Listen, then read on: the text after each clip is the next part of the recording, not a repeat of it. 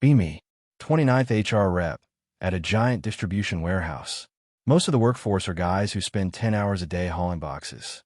I like it here because the men don't get the last word. In this place, I do. They lift. I decide.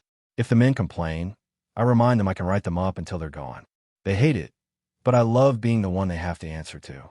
Recently been hearing people say, men are lonely these days. I don't buy it, though. I bet every one of them here always has someone texting, waiting, or nagging, especially the last one since they always complain about women nagging. One evening, I'm near the end of shift when the door buzzer goes off.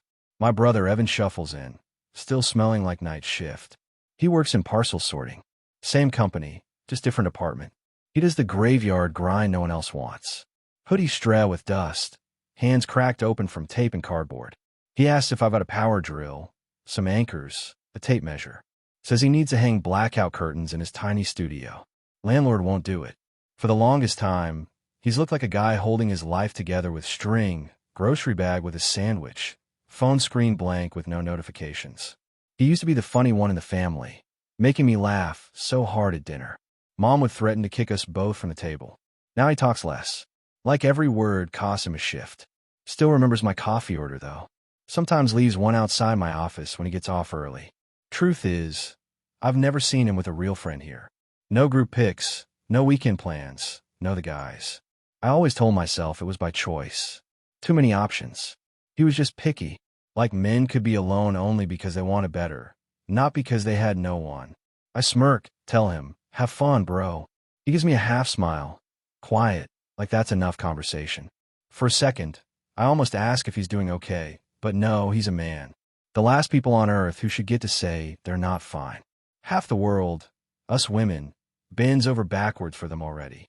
Speaking of men, my calendar ping drags my eyes back to the laptop. Reminder, Men's Wellness Week kickoff at 2 p.m. I roll my eyes and tell him I'll check in later.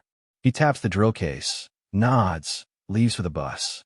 Before turning down the hall, he asks over his shoulder, "You eating dinner tonight?" I wave him off. Yeah. Don't worry about me." Boots squeaking down the hall, gone before I can even reopen my inbox. Back at my desk, I see the note from HR lead. Prepare slides for Men's Wellness Week. Focus on stress, coping, outreach. I groan out loud. Seriously. First time this company does something like this, and it's for men. We're the ones who need support programs, not them. But whatever. Paycheck says I have to do it. I spin in my chair, tapping the pen against my teeth. I've built plenty of decks before. Stress management for women, anti-harassment, work-life balance. Easy stuff. A mix of stock photos and bullet points about journaling and deep breathing. The bosses eat it up every time like it's groundbreaking. Men's mental health. What a joke. I start Googling, expecting fluff about yoga, stretching, diet tips. But instead, I trip over the numbers. Suicide rates. Men 4 times more likely than women. I freeze, scroll back up like maybe I misread, but it's right there in black and white 4 times. Most of them under 40, some younger than my brother Evan. My chest tightens before I even realize it. That can't be right. I click another site, then another. CDC, World Health Organization, some psychology journal.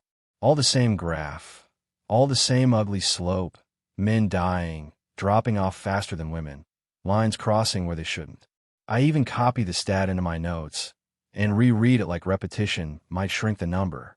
Images flicker through my head without asking. Dad falling asleep at the table when I was 12. Coffee gone cold in his hand. Guys at the warehouse slumped over lunch trays. Half their meal untouched. Evan with his cracked hands and dust-streaked hoodie. But no, not him. He's just tired from nights, that's all. He still brings me coffee. Still remembers my order. Suicidal? Please. He's fine. I sit back, cross my arms, start inventing explanations in my head. Men are reckless. That's all. They drink too much, drive too fast, pick fights, climb scaffolding without harnesses. Of course, they die more. I'm sure they counted a bulk of those as self-exit. It's not sadness, it's stupidity. And even if some of them feel lonely, isn't that their own fault? Women end up doing the dirty work every day just to keep things afloat. If men can't manage their feelings, maybe they shouldn't be trusted with them. I read it twice, 3 times, still the same. Men die without anyone noticing until they're gone. I sit there a minute, screen glow, cold on my face. Then I scoff under my breath. Figures. Men can't handle pressure. That's all. I click to the next tab, already deciding I'll keep the slides light. A few bullet points about meditation. Maybe a picture of a guy in a suit smiling with a salad. No need to overthink it. They wanted Men's Wellness Week. They'll get Canva clip art and recycled talking points. I even jot down the first title idea. Stay strong, stay productive, because at the end of the day, that's all management really wants anyway. Next morning, I'm in the break room pouring burnt coffee. A couple of the HR girls are scrolling their phones laughing at memes. I sit down, still thinking about last night's stats. I say it like small talk. Saw something wild. Men are 4 times more likely to, check out. They snorted immediately. Please, men lonely? They've got wives, girlfriends, hookups, apps. Yeah, half my DMs are guys begging for attention. Real isolated, huh? I shrug, push back once. But these were CDC numbers. Most under 40, some younger than my brother. They go quiet for a second, then one scoffs. That's not loneliness. It's recklessness. Booze, cars, fights. Classic male ego. I try again. What if it really is loneliness, though? They burst out laughing. Girl, don't go soft. You sound like a pick-me. I force a laugh, too. Sip the bitter coffee. Tell myself they're right. Men aren't lonely. They're just dramatic. If they were desperate, we'd notice. That night, my phone buzzes. 10:30, it's Evan. I answer, already tired. First thing out of his mouth isn't about himself. It's, you doing okay? You sound stressed last time we talked. I roll my eyes even though he can't see it. Tell him I'm fine, just swamped. He pauses, then asks if I want to grab dinner. Tell him I'm too busy. Busy fixing men at work. He laughs once. Short, unsure if it's a joke. Yeah, figures. Then silence. He says, never mind. Hangs up before I can add a sorry. I stare at the dark phone screen a second longer than I want to, but shake it off. He's a grown man. He can handle a skipped meal. LOL. Presentation day.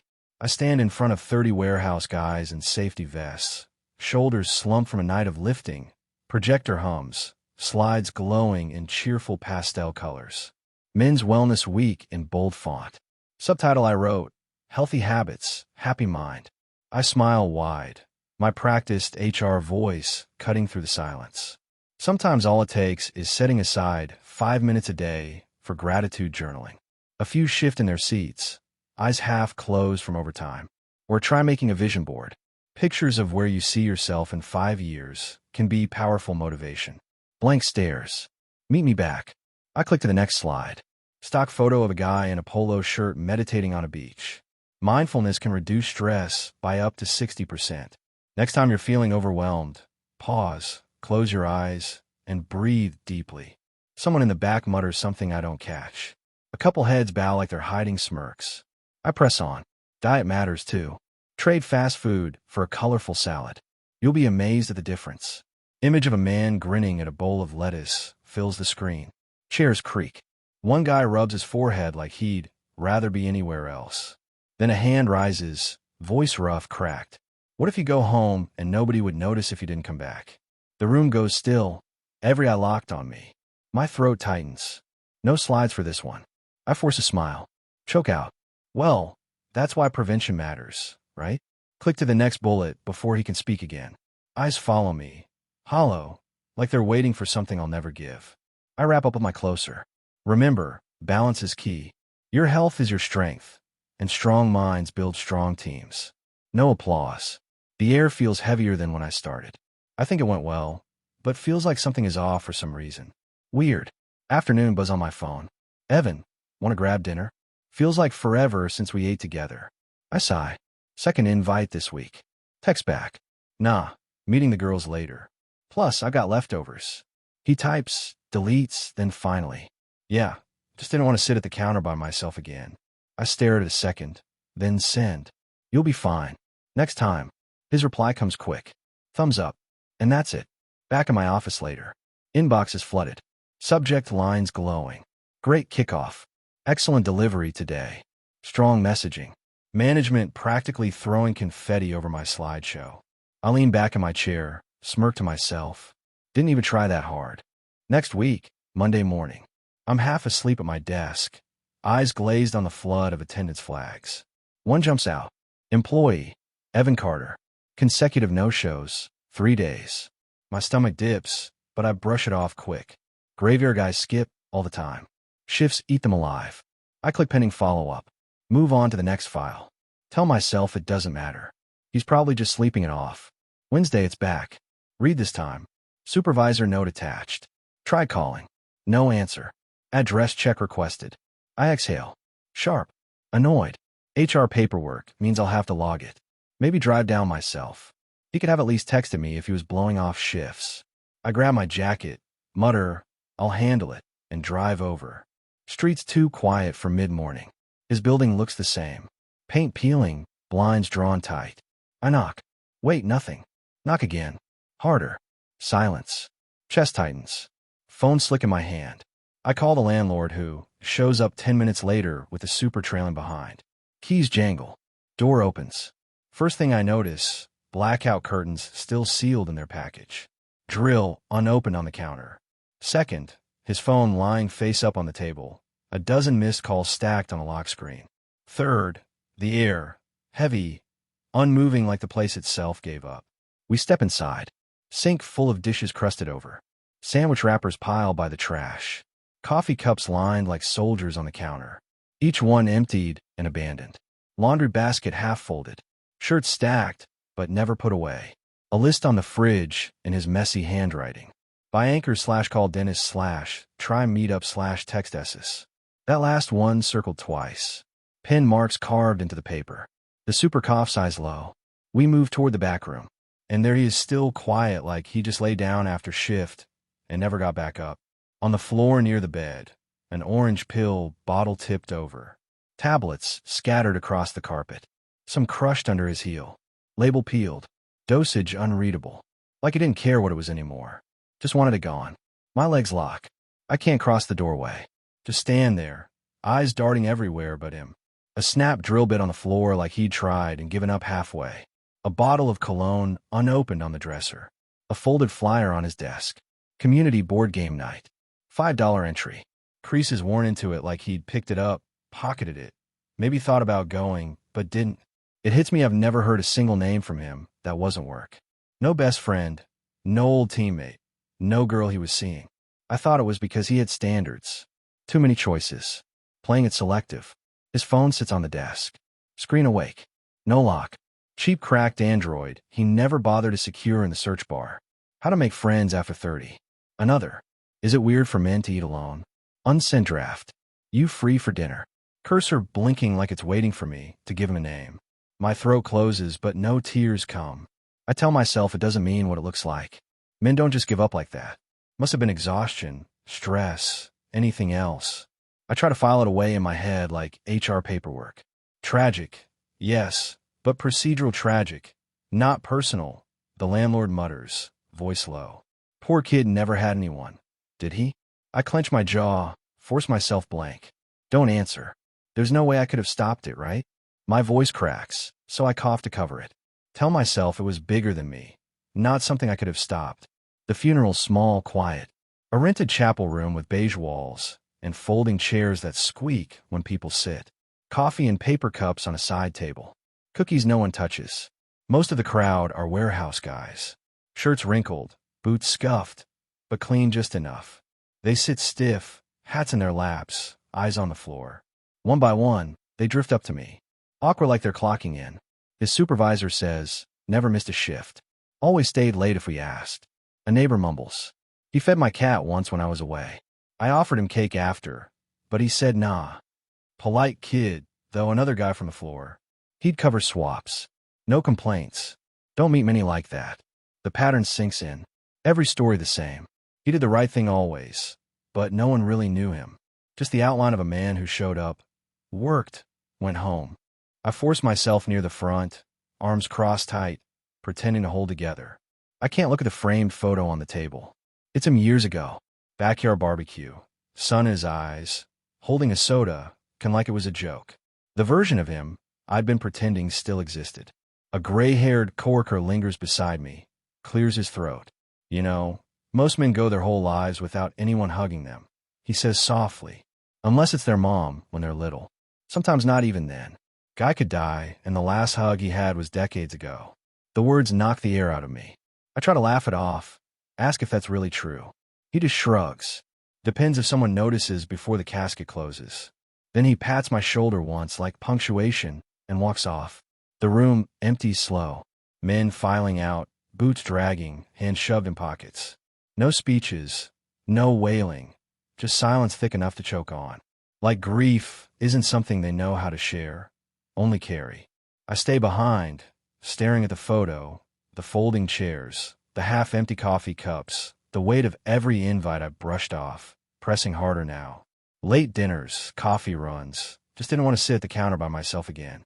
All the little chances he gave me that I treated like nothing because I thought men weren't supposed to need anyone. My phone buzzes in my pocket. HR email, subject line, attendance policy updates. I almost laugh like his whole life was just another flag in the system waiting for me to click resolve. But there's no drop down for this. No file to close. Just the silence he left behind. 2 weeks after the funeral, I'm back in my office. Inbox stack, coffee cold. A knock at the door frame makes me look up. It's one of the floor guys I'd written up last month for attendance. Hands jammed in his hoodie pocket, eyes fixed on the carpet. He clears his throat, mumbles, just wanted to say thanks for that wellness thing you did. I blink, caught off guard, his voice barely above a whisper like he's embarrassed to say it out loud. I paste on my HR smile. Of course, that's what the program's for. He nods too quick, mutters, yeah. Then shuffles off, boots dragging like he regrets even opening his mouth. Silence fills the doorway after he's gone. I lean back, exhale through my nose. Men really are desperate for someone to notice them, and all I gave them was Canva clip art and salad stock photos. Funny how even scraps look like a meal when you're starving. Later that day, 2 guys stand by the vending machine, voices low, shoulders sagging like the machine itself is holding them up. One says, "Travis missed again. 3rd time this month." The other shakes his head. Ever since his girl left, man just goes home to nothing. Empty place, beer, and a chair. They fall quiet after that, like the words weigh too much to carry further. I stir my coffee louder than I need to, pretending not to listen, but the words stick anyway. Empty place, hollow. I remember how every call with Evan started with "you good," and how I always snap back, "I'm fine." Focus on yourself. Like his concern was just another chore I didn't have time for. The stat flickers in my head again. For times more likely.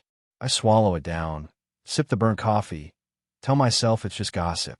When people ask about Evan, I say the right things. How proud I was he worked so hard. How I even ran the company's first men's wellness week while he was alive. Like I'd done my part. Like that was enough. I don't mention the missed dinners, the unanswered calls. I don't mention you'll be fine. I just say I tried. And most days I almost believe it.